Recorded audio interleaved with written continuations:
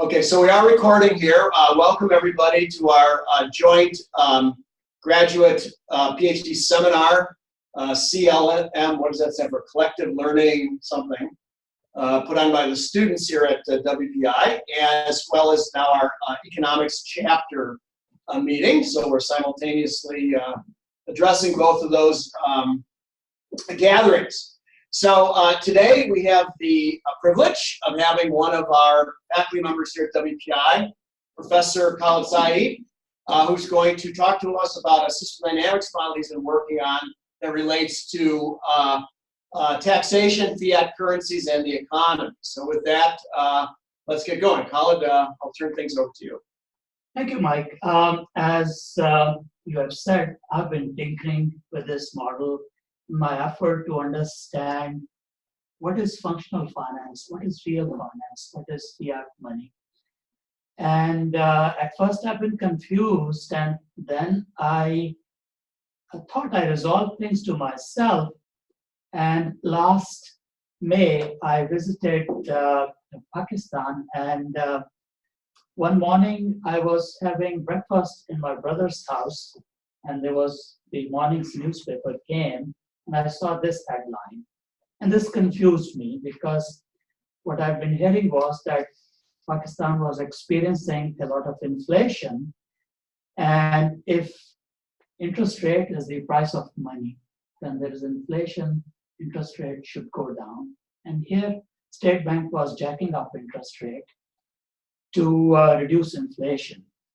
And I was reminded of what Forrester said in Industrial Dynamics, which I have studied very carefully. He said that price is usually not a determinant of things. Price is something which is an indicator. That's between line, he says that. So I was very confused. A few days later, I met an old friend who is a senior economist in the government, and he also is Harvard-trained economist. And I asked him, well, I don't understand. Tell me what's happening. And he explained to me something, and I later understood that he was explaining to me what is known as the standard model. And the standard model is roughly, standard model is like this, that when income is consumption, investment, government spending minus the taxation, then investment is equal to income minus consumption minus government spending minus taxation within the parents. And it should be equal to national savings. This actually comes from the old Herod-Domer model, national savings, are very important for economic growth. And G minus T is government spending. And so deficit spending, which is G minus T, will decrease national savings. That's what he was explaining to me. Now, interest rate increases savings and decreases investment. So deficit spending accompanied by a rise in interest rate will actually create a balance between the savings and investment. One will go up, the other will go down, and a balance will be achieved. Now, for open economy, you add the net exports to the equation for national income, and move terms and substitute the value of national savings that we had in the last screen. So you end up with savings equal to investment plus net exports. So you want to increase national savings, you must increase net exports, which can happen by depreciating your currency. And that's what they were trying to do also at the same time. I was still skeptical because I didn't understand what's national saving. Is it gold and silver? Is it this stash of money? And I looked at, when you look at the currency, I have some in my pocket. Let me hold that for you. Yes. There is this $20 bill. there is this fine print here. Yeah, don't let him touch it. Yeah, right. That's not to with me. I'll take it. Now this says that this is a legal tender. It doesn't guarantee. It's just a legal tender. And we have come to understand that currency is only to facilitate transactions. So and the importance of savings also decreased. You recall this Solos model and Romer's model. So why are these guys still emphasizing savings? Why was this economist referring me to what is called the standard model?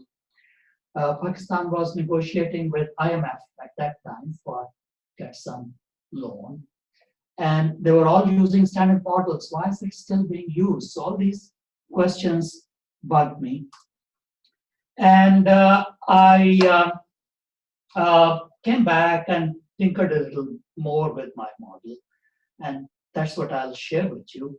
But let me first define some terms.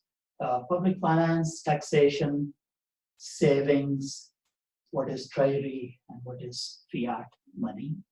And so here are some graphics which define these terms. And I've tried to compare what was the meaning of these terms in medieval times and what's the meaning of these terms now. So when you talk about public finance in medieval times, this was the money used to sustain armies and castles for the ruler. Now we use public finance for building infrastructure, providing social services, and also for the national security and defense. So these graphics show the similarities and the differences. And as far as the collection of taxes is concerned, in the past, a government agent went door to door and took away either the food grains or precious metals or whatever these people had. And this guy is carrying a dagger here. These folks didn't pay up. They ran some risks. And now we write a check to IRS. And is that check part of for gasoline, part of the food grain, or is it just a transaction? That's the question I'll leave you with. Now, as far as the perception of taxation are concerned, it's always seen as a burden. An old picture will represent it like this on the left. Still a burden, but we represent it in a more sophisticated way, as on the right. And what are national savings? Actually, in the past, there used to be gold and silver and precious things and sometimes commodities. And right now, if you look into what's held in the treasury, it's probably computer records. And there's some similarity. The treasury buildings still are very strong and imposing. What's inside is a little different. And what is fiat money? You can just create it. You say it should be, and it's there. So it has no relationship really with wealth. So the question of savings, increasing savings, I cannot quite understand. So if I draw a comparison between modern and medieval times, we already seen this in the graphics. Public finance is used for castles and armies in one case, infrastructure, defense, social services in the other case. Tax collectors are rulers, agents, and soldiers, and now tax collectors are government agencies helped by law enforcement when people don't voluntarily do things they're supposed to do.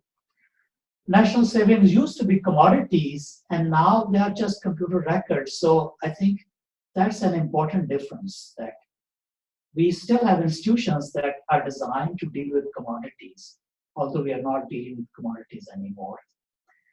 Tax payment form used to be commodities and bonded labor sometimes, and right now it's just fiat currency. In both instances, taxpayer perception is a burden. So the questions are these current institutions that we are using relevant to what we are doing now? That's one question. And what are the alternative ways to support public expenditure? And are those alternative ways sustainable? And also, what new processes and institutions are needed? What changes are needed in the institutions and processes that are in place now?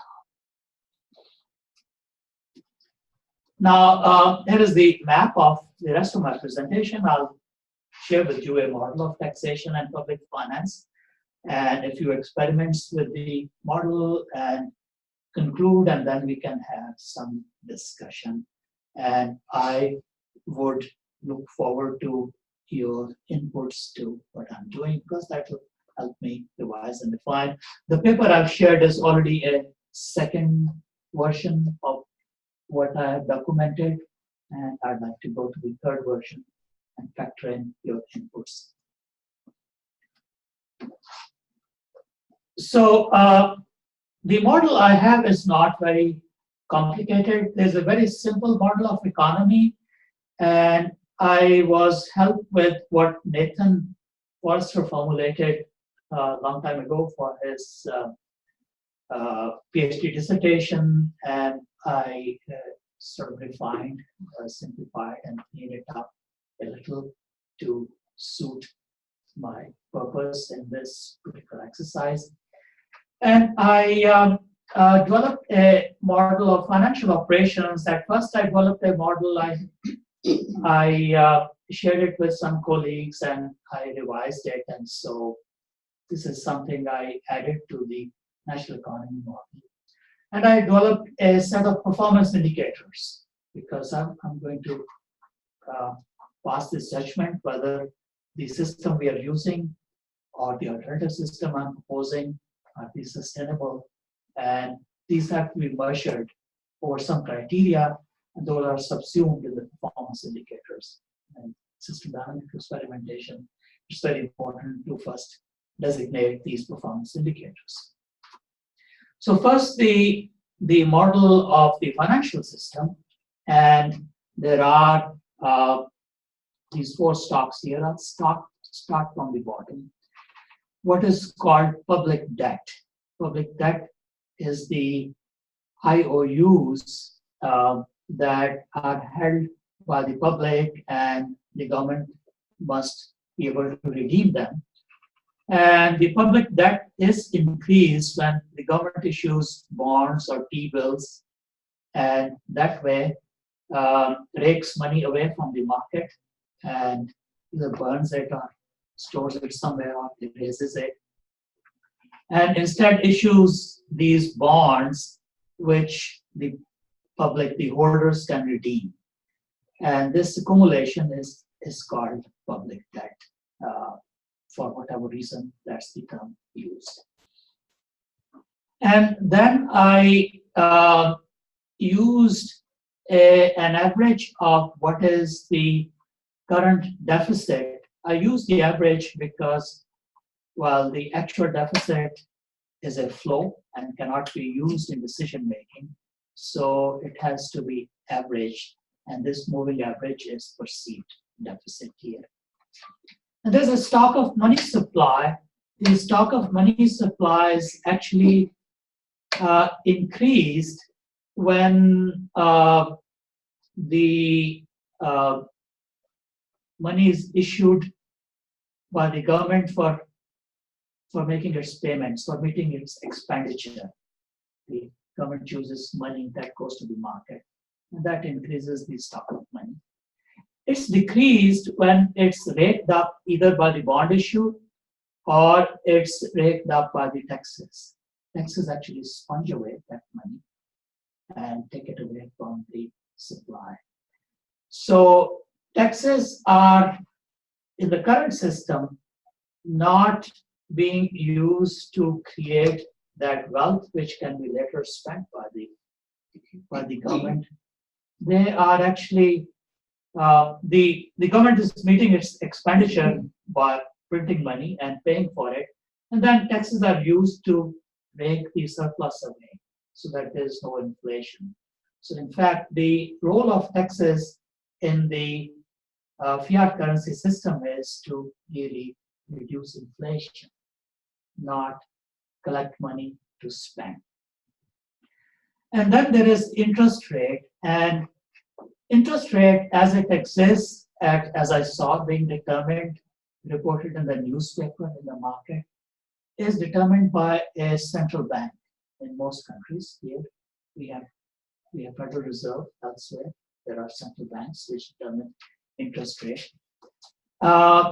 It does not reflect the true price of money as should be determined by the market. So the way I have included interest rate is a little bit different. It actually represents the true price of money, and it's determined by the velocity of money. You determine velocity of money, and that returns what should be the interest rate, and market adjusts the interest rate. So actually, it's determined in a very different way, and I want to make clear that that's the difference in my model. It's not determined by an institution, it's determined by a market. These watermelon sellers are like different banks out there. And if there are a lot of customers, a lot of banks, eventually there'll be the same price everywhere. So in fact, if it's the price of money, as Forrester suggests, which is an indicator of something, it should be determined by the market, not by central authority. But what's done now is that it's determined by central authority. A simple model of financial operations, 4 integrations here, 4 stocks: interest rate, money supply, perceived deficit, and public debt that I showed you. I will not go over the equations, but these are simple equations representing those 4 stocks. And the model of the economy, in fact, consists of 3 stocks. There is the capital, it's a one-factor economy, and at the outset, it's a closed economy. So capital is the only production factor which is increased by investment and decreased by retirement. And the income is generated on the computer on the production side. And I haven't included prices here, so everything is in real terms, so to speak. Income is averaged, and part of it is spent in consumption. And I haven't tracked the savings because I thought savings probably is not important here. And then there is the government spending, which comes from the other sector, and the interest rate comes from the other sector. Let me some parts here. So there are the parts which come from the other sector that determine GDP, that determines sales. The desired inventory is determined from average income and creates desired capital, and that creates indicated capital formation. Capital is formed, and that is added to GDP. So GDP is really C plus I plus G minus any taxation, as we saw in the standard model. And here are the equations again.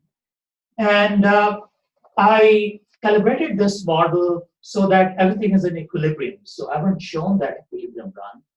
What I've shown here is a disturbance from that equilibrium. And since I thought that taxation in its current form is probably not the right way to do public finance, I reduced the taxation to 0 in this base run. So in this base run, there is no taxation. And what you would expect is when there's no taxation, in fact, the disposable income rises. And when disposable income rises, the economy actually grows. And I created a performance indicator, which is the amount of deficit finance divided by GDP. So I call it deficit finance GDP parity, because I wanted to look at deficit with respect to GDP. And these rise and come to a balance. And actually, they come to a balance at a point what should be the taxation rate. Actually, there is a hidden taxation rate which resides in the rate of inflation. The velocity of money is decreasing, which is an indicator of deflation. The market interest rate follows the velocity of money. And because of this inflation, people have to pay a higher price, which is really an implicit taxation. And that doesn't look nice, and that has to be changed. How should that be alleviated? And I performed some experiments, and my background is electrical engineering. I am familiar with control. So I tried to bring some control processes from engineering to this process, which requires controlling inflation. So these are comparative plots of 4 variables. There's economic growth rate, there is deficit finance GDP parity that we saw in that earlier plot. There is a public debt GDP ratio, and then there is relative money velocity. When relative money velocity is low, means there is inflation. When there is public debt GDP ratio that's high, that means there's a lot of public debt. And when there is deficit finance GDP parity that is high, this means that a lot of the expenditure is being met by deficit finance. The red line is the base run, and the red line shows that all the expenditure is met by deficit finance. You face a high rate of inflation, which means there is implicit taxation there residing in inflation. But there is economic growth rate, which is quite high. And you can control these by issuing bonds. So these plots show that there is still no taxation, but the government issues bonds to rake away the excess cash from the market.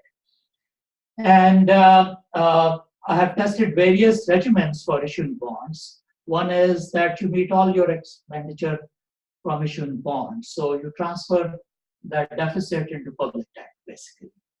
Second is you meet 50% of the expenditure from bond issue and rest from deficit finance. And the third is that you create a dynamic control of bond issue. That means if interest rate, which is the true price of money, is high, that means that there is not enough money in the market.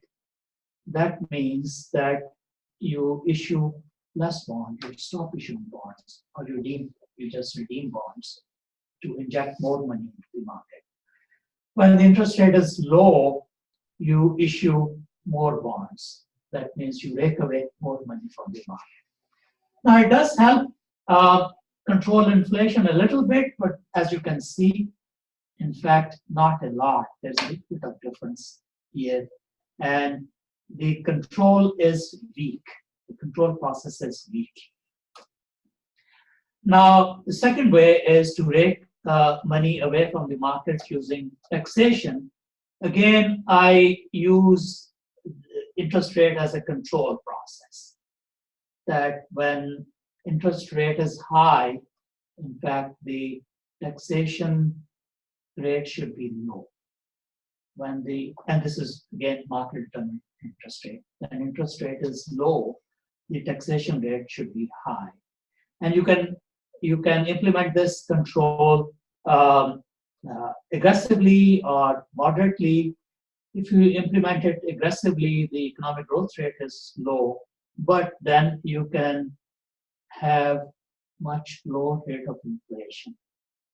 Now you might notice that the inflation is not completely removed.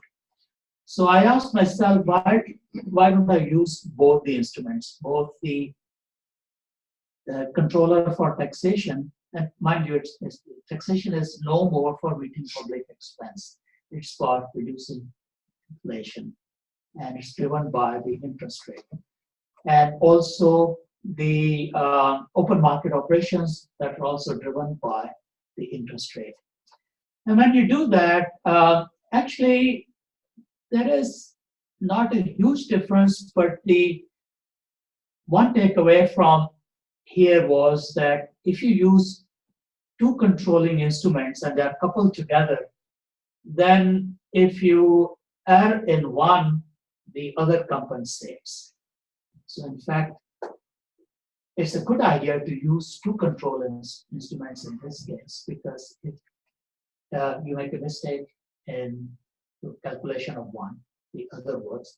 And secondly, you don't have to be extremely accurate because it's a feedback process.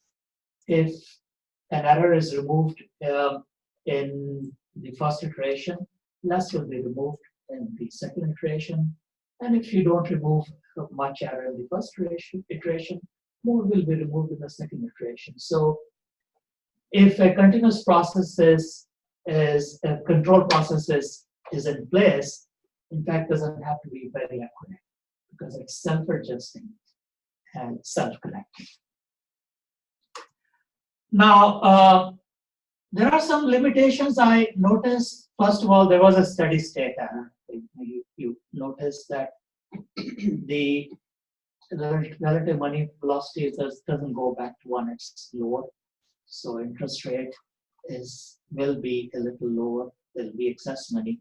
There'll be some inflation always. In engineering, in fact, steady state error is a well-known problem, and it is removed by using multiple combinations of the controller. And sorry, I like this slide. So we can use multiple functions of controller. We can use like PID control, and that way we can alleviate that steady state error. Also, we can also subsume foreign trade in this system. Now, to me, foreign trade balance is a different beast compared with the deficit that's internal. Deficit that's internal is just a function of the money velocity, whereas the foreign trade balance is actually a balance of commodities that are owed. So I thought after experimenting with this model that these were like apples and oranges, and although in the standard model they are added, probably should not be added. That's my suggestion. Now, here are my conclusions. Since all money is fiat, it can be printed for meeting public expenditure. It doesn't have to be hoarded through taxation. My part of additional money supply created will help meet the transactions demand created by economic growth, which is fueled by public expenditure. The remaining needs to be raked away, one way or the other. Excess money can be removed through taxation and open market operations. Both must be controlled by a good measure of inflation. I thought GPL which is often used as a measure of inflation, is not an easy indicator to discern. Market determined interest rate, if we had one, would be a good indicator. Now, if the government can print money, why should it collect money? So revenue collection is a very expensive operation.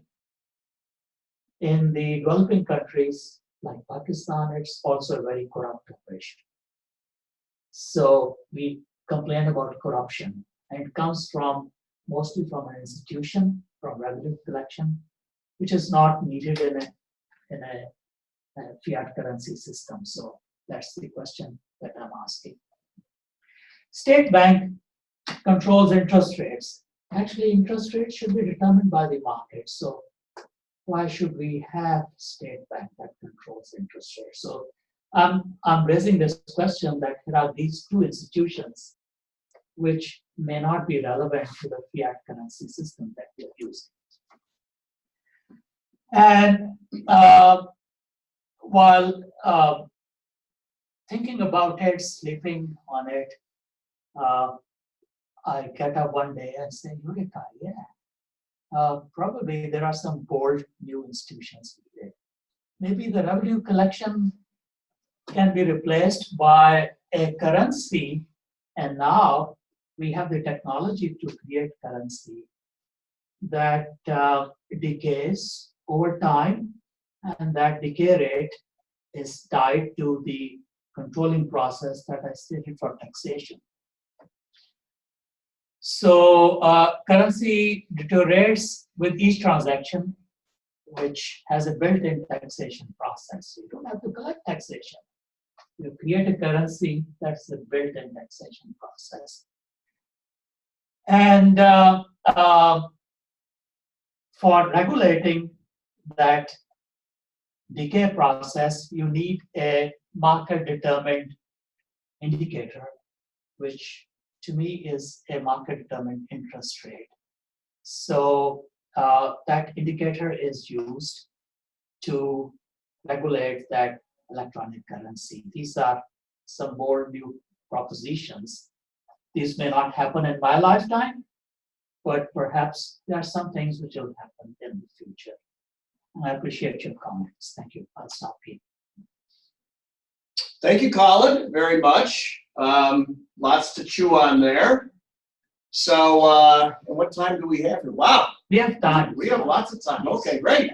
So, we'll just throw open the floor, I guess, electronic floor and the face-to-face floor here for questions, comments, and what have you.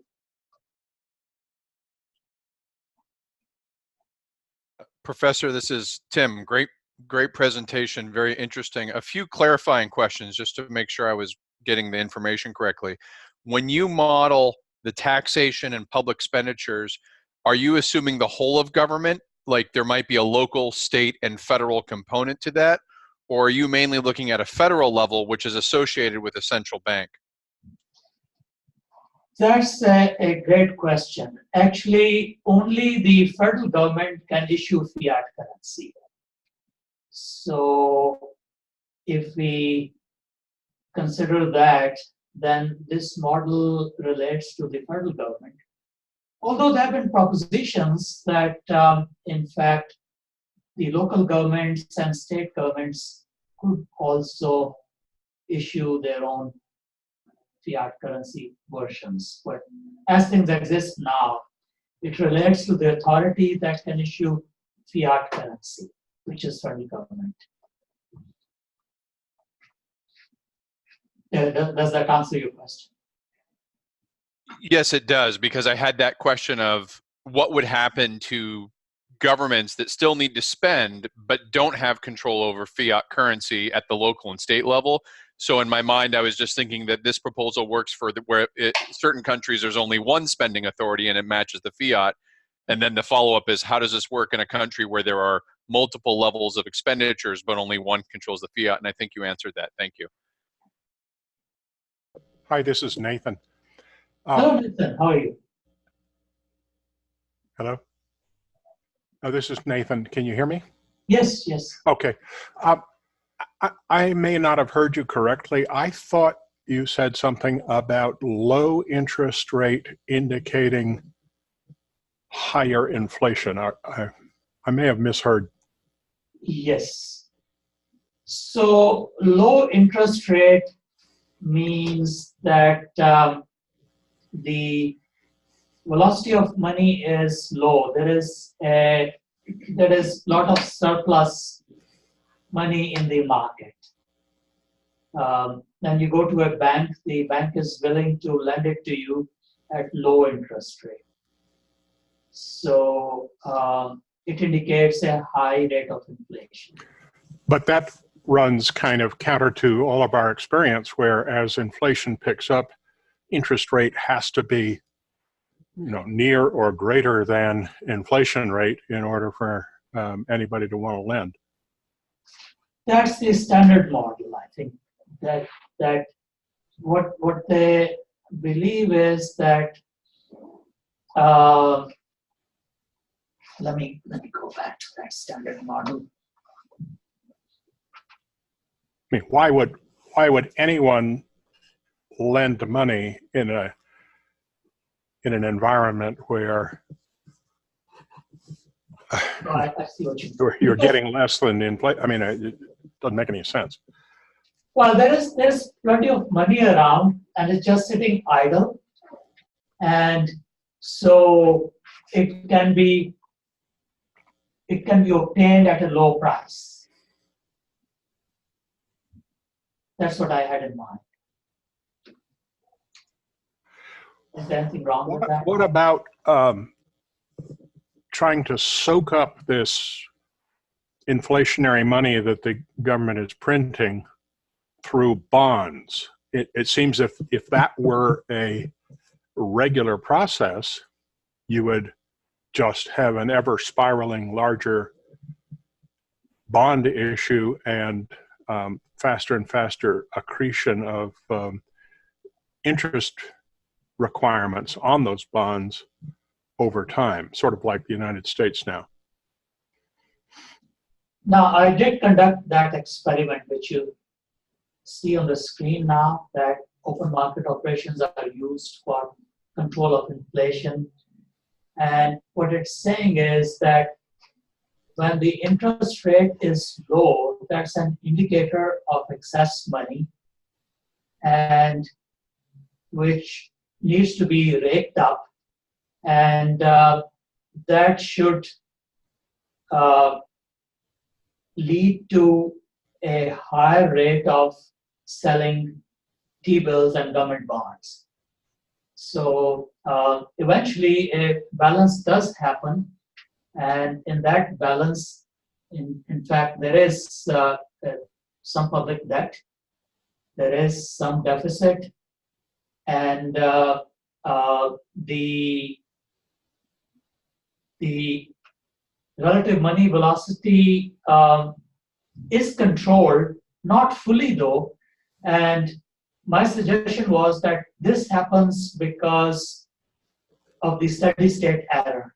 And if I have not performed that experiment, if we used a better set of functions of the indicator of relative money velocity, which I'm suggesting as the market determined interest rate, we could alleviate that steady state error. So that comes from engineering, and I think it can be applied, but I've not conducted experiments to do that. So in fact, open market operations can be used to rake away money, but a simple proportional control does not achieve that. So when you do not rake away enough money, some inflation persists, which is sort of a hidden tax, because you have to pay a higher price for goods and services.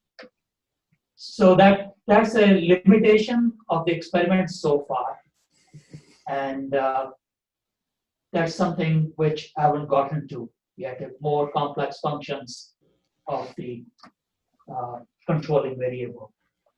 I guess I don't understand how a government can print money and basically issue debt to compensate, basically debt financed government spending, and not have that turn into, or if that's your only regime, have that turn into a runaway spiral of higher and higher debt and larger and larger proportion of government spending becoming the interest payments.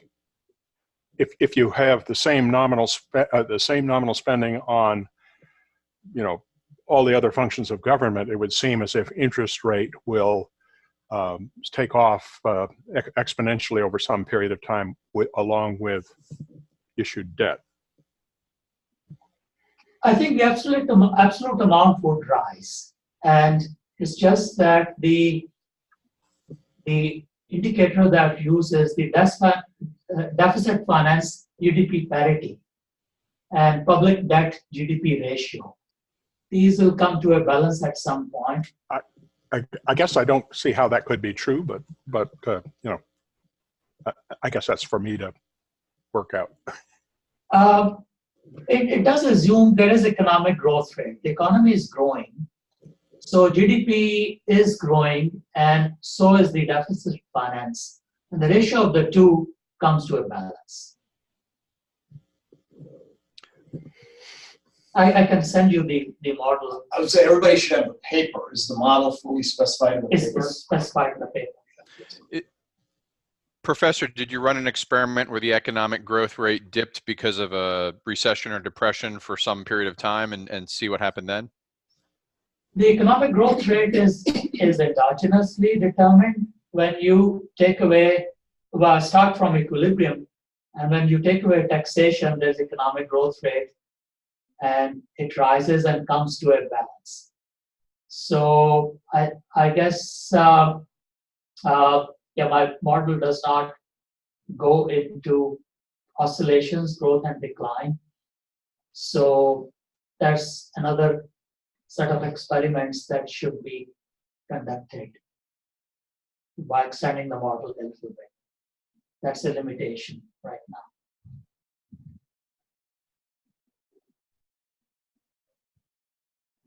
Professor, thanks for your presentation. A quick question here. In your presentation, you said that interest rate is the true price of money. And what do you mean by that? I mean, let me go back to that slide, which was my perception of how it should be determined. If there are multiple financial institutions lending money and multiple people trying to get a loan, then the financial institutions will be competing, and eventually the price, which is the interest rate, will be determined, will be the same everywhere, and it would depend on how much cash out there is to be lent and how many people are seeking that cash. So just like a market of commodities. And here I saw this picture one day, I think it's from Pakistan, that there is a market of watermelons and many sellers and many buyers. And eventually you come to a price which is the same everywhere. So if the interest rate is determined by the market, that will reflect the true price of money. As represented by a central organization, it might be based on many other considerations, and the net result is that it may not reflect the true price.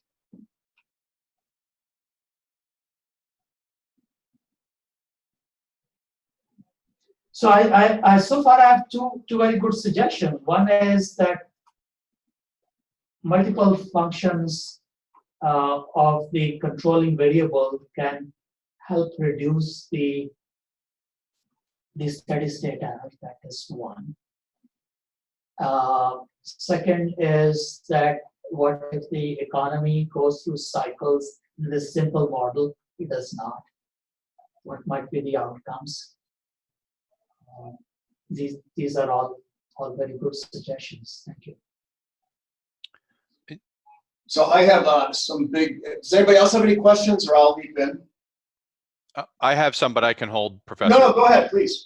Well, just in the presentation, you mentioned, and this may be specified in the paper, you mentioned corruption sort of in an offhand way, but is corruption actually a part of the model And if so, does it shift in terms of the corruption impacts the revenue collection side in the current state? But where does the corruption go? Does it go into the issuing of the fiat, which may be protected by the controls? Does it go into the public expenditures? Does your model even account for corruption, or is that something you were just offering as a side comment? It's a side comment. The model does not include corruption. But what I'm saying is that in the developing countries, most corruption comes from revenue collection. And if we can replace revenue collection with a process in which there is a built-in, there is currency issued by the government to meet its expenditure, and there is a built-in process in which, when that currency is used, it deteriorates or decays. Now, a form of decay process in the current system might be like a transactions tax. Every time you use money for transaction, part of it disappears somehow. And what I'm thinking is that there is technology now available which can track how many times a currency is used for transaction, and if every time it decays a bit, then the taxation process can be built into the currency. And you don't have to have a big agency collecting revenues. And what I'm saying is that in the developing countries, the biggest source of corruption is revenue collection. If those currencies are not there, perhaps corruption will go away. And here we have a very effective revenue collection agency, but then how many of you have not received phone calls from people somewhere in India or Zimbabwe saying, I'm IRS, and if you don't send so much money, you'll be in trouble. Wait a minute, that's not true. You just give me your social security number, we'll fix it for you. So even when you have a very effective revenue collection process, there are other actors in the market who might be misusing, who might act as bandits in the process. To answer your question, no, it's not in my model. What I'm saying is that since a big source of corruption in the developing countries is revenue collection, if the revenue collection process can be built into the currency system, then that source of corruption goes away. Real quick, because the question I have is related to what Tim just said. Did you consider cryptocurrency? Yes. You know, when I say there is technology, I meant cryptocurrency. Okay. What I mean is that the governments can issue their own cryptocurrency, which has a built-in process of decay. And that decay is controlled by a market indicator like the price of money, which is market-determined interest rate. So what I'm suggesting is that we are using old medieval institutions to run public finance, whereas the exchange, the currency form we are using is very different. And technology exists to create a new process that may not need these institutions. That's the broader conclusion that I seem to be coming to.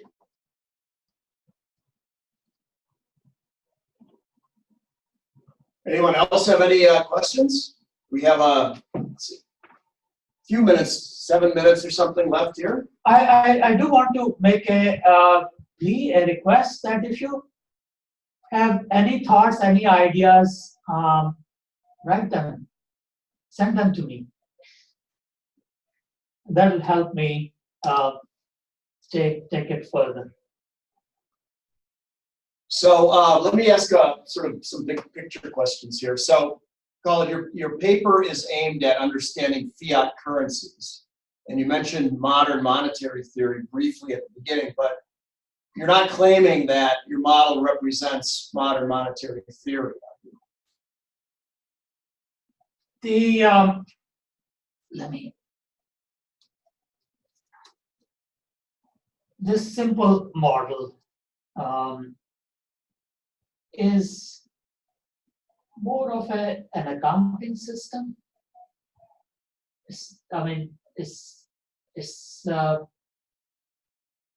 The modern monetary theory, I probably don't have deep enough knowledge that I can say that I model modern monetary theory. Okay, because the reason I bring it up is modern monetary theory has been created, if you will, to understand fiat currencies, right, as a primary motivation, and also to sort of re-understand or have a different interpretation of monetary and fiscal policy.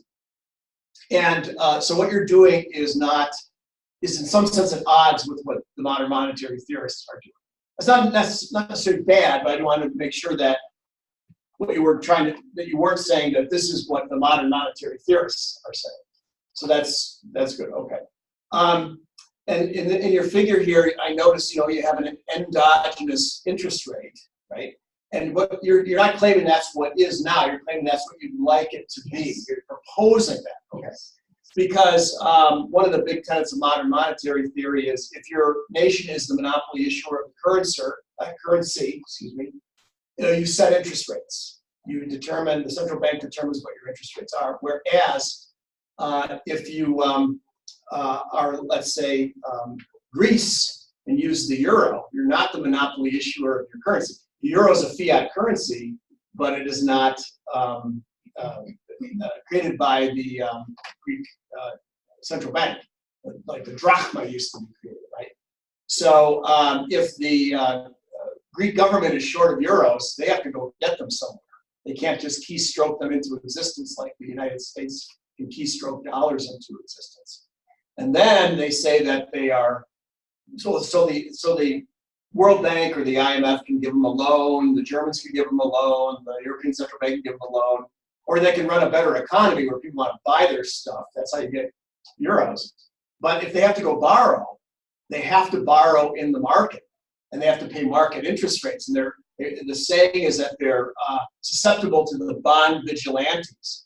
And so Greek debt, in order to get people to accept it, you have to pay 14, 15% because it's so risky, right? Whereas the US can set any interest rate it wants. So if it says we don't want to run increasing deficits just from rising interest rates, there's nothing in the rule book that says they have to pay market rates. They can set the market rates anywhere they want. So in modern monetary theory, my point is that going to the market, having market-driven interest rates is bad. And I think you're advocating it's good. Yes. So that's very much at odds. That's an example of one of the things that's at odds from modern monetary theory and what you're advocating. And there's several other places, but I just thought I would make sure you weren't trying to say this is the sort of the standard story in modern monetary. No, I actually I made it a point to show how the interest rate in my model is different. Why? Where is that picture of watermelons? Constantly.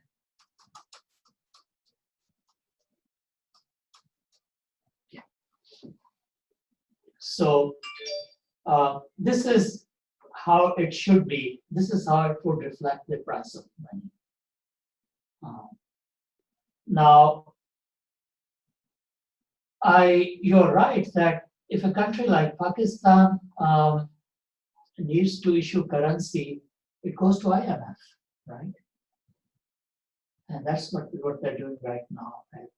Currently, currency. A country like Philippines. When I was at Asian Institute, remember my student Faris did a thesis, and it was a time when Philippines was going to IMF for permission to issue money. So I'm assuming a sovereign nation that can issue its own currency, and there the interest rate is totally null. So far the model is that of a closed economy. And what I'm thinking is that if you want to open it up, and include foreign transactions, the foreign transactions really represent a commodity balance, exchange of commodity that is due, and it should not be. It should be. It's a different thing. It should not be added or subtracted from the local government deficit, because that's a commodity balance, and this internally only reflects the excess or shortage of medium of exchange. These are like apples and oranges. Are there any other comments or questions? Because we're approaching 11 o'clock here in Boston anyway, Boston time. One thing I was just wondering, especially with this watermelon picture that you have here. So there's a watermelon market, and that implies that the people who can get watermelons are the ones that are at the watermelon market. So how much does location and time of how long that market would stay open play into how that would define what the interest rate of that market would be? So like in the US, oranges are much more prevalent in Florida than say Minnesota. So I mean, is it an orange market for all of the US or just Florida? And then would the market for oranges in Minnesota be completely different? I mean, how does that play out in a larger geographical sense? Good question. I'm just using it as a metaphor. Yeah. And if you're talking about borrowing money, you're talking about the money market. The parameters of that are very different. What I'm saying is that buyers and sellers can compete with each other to determine the price. That's the principle. And here is just a metaphor.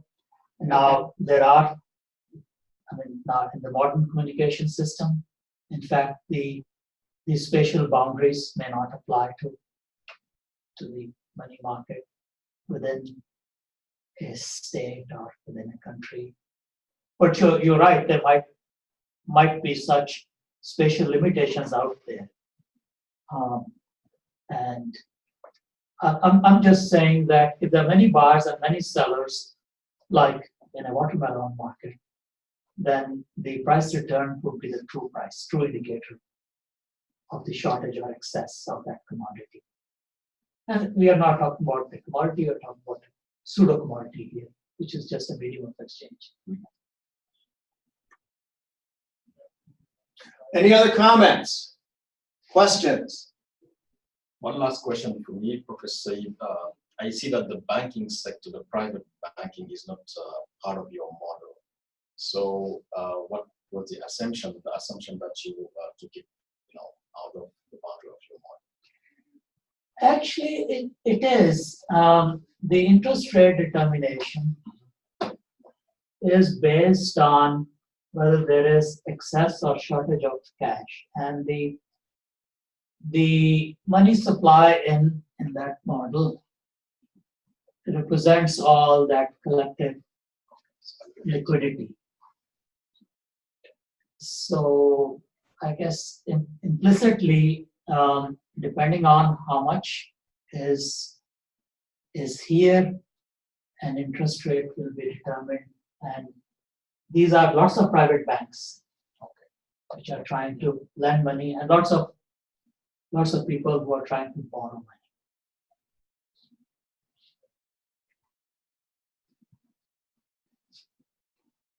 Okay, well, it's just a little after 11 o'clock here in New England, so I think that pretty much is our hour. We try to keep things tight here so that we don't drone on and when people have other things to do. So I think we'll wrap it up. Thank you, Professor Saeed, for sharing your paper. And I suppose if anybody would like a copy of the model, they should contact you to go along with the paper rather than reproducing it from the paper. Just send an email to Khalid Saeed at wpi.edu. And stay tuned. We'll be having another chapter meeting probably in 6 to 8 weeks is about the time frame that everybody kind of agreed to. So we'll line up another speaker sometime in, I don't know, late October, early November, something like that. So thanks to everybody, and I will post the recording if you want to review it again, or if you know of a colleague who couldn't be here today and would like to see what happened, please share the link. Thanks a lot, everybody. Thank you, Mike. Thanks, Professor Saeed. Thank you, Professor. And I look forward to receiving any thoughts that you might have.